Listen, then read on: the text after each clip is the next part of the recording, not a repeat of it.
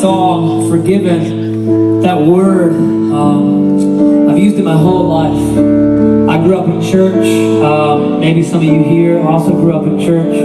Some of you didn't, but if you've ever been in church or around Christ followers, you've heard that word, grace, forgiveness, words like this. And sometimes these are words that can just kind of float through our brains or out of our mouths, and sometimes we don't take time to just stop and just dwell on these little words that we say and just grasp how deep and how wide, how weighty and rich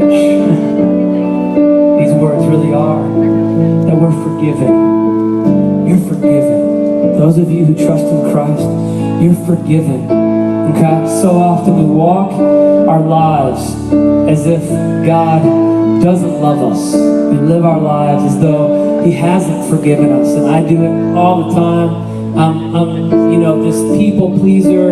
I'm self-reliant so often. I feel like I have to do it all myself. I don't like accepting help from people. It's in my nature. You know what that is? It's pride.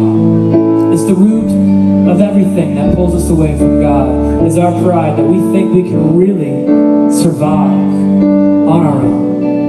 Man. And then we beat ourselves up because we can't live up to the expectations that we place on ourselves. And what's even worse is that when we can't live up to the expectations we put on ourselves because we're not trusting God, we put those same expectations on other people. And I heard this thing, I love it.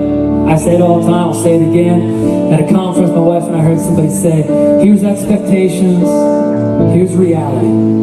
Everything in between is disappointment. There's a lot of people here living in disappointment because you're putting your greatest expectations on things that cannot fulfill them. The only one who can fulfill your greatest expectations so that you will not be disappointed or unsatisfied in life is not creation. It's not other people. It's the Creator. The one who made you. The one who gave you life. For a purpose. Put your greatest expectations in Jesus Christ.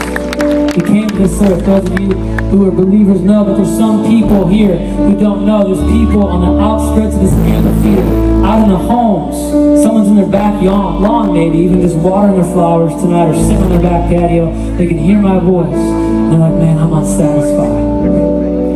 I'm disappointed. I don't feel fulfilled in my life. And I need to find the answer. The answer is Jesus. He came to this earth, God's own Son. He lived life amongst men as God. He went to the cross. He rose again. And He still lives in heaven and in our hearts. It's a wonderful, incredible truth that those of us who know it and trust in Christ just understand the peace that we have in Him that we cannot explain to the world. You gotta experience Jesus to understand that your greatest expectations can be fulfilled.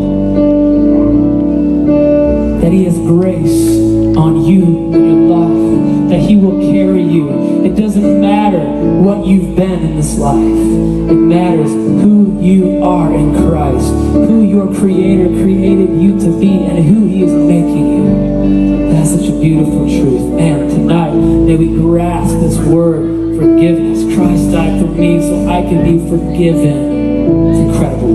I want to soak it in. And if you're here tonight and you're hearing some of this for the first time, or you're not trusting Christ, you're putting your greatest expectations on something besides Him, Summerwood Amphitheatre and the church here, they want to help you.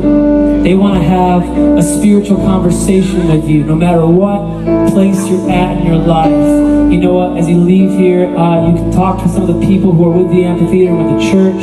There's also a packet that you got when you walked in, a little brochure.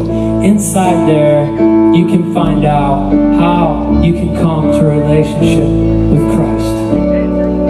Most beautiful thing you'll ever experience, the love of God, the grace, the forgiveness of Christ in your life. For those of us who know it, I want us to lift our hands and celebrate that no matter what our feelings tell us, that there's a truth, that we fit in, that we're a treasure in God's arms. I want to sing it tonight at the top of our voices, all right? Will you sing it with me again?